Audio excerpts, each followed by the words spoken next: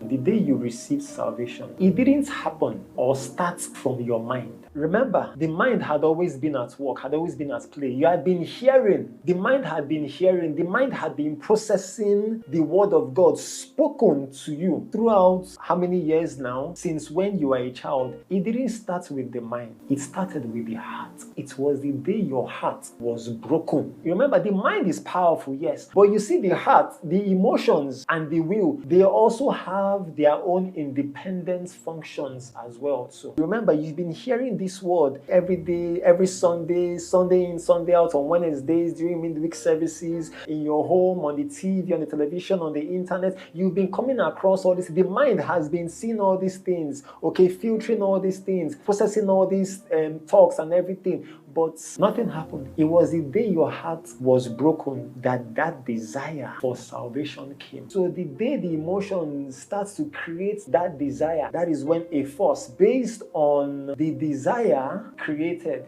through the thoughts, through the mind. You can be reading the word of God, but your heart is not broken. Your heart is not received. You can be in church listening to the word, but then the mind is processing it, but then the heart is not ready. It's not yet broken. And then you can be focused on the things of the word, the news that comes from the word, and immediately the heart picks it. The emotions picks it, because the emotions is that which encapsulates feelings. It picks it, and then a desire is created. And it's at that point that a force based on what came in through the thoughts, whether good or evil, that a force then comes in to create that pull or that push in bringing about that transformation, and then the will moves, and then a force pushes you, bringing your will in motion, which then revitalizes your physical senses, which then quickens your mortal bodies, the physical senses, to react. But then, if the mind is not renewed, chances are that you will go back to sin.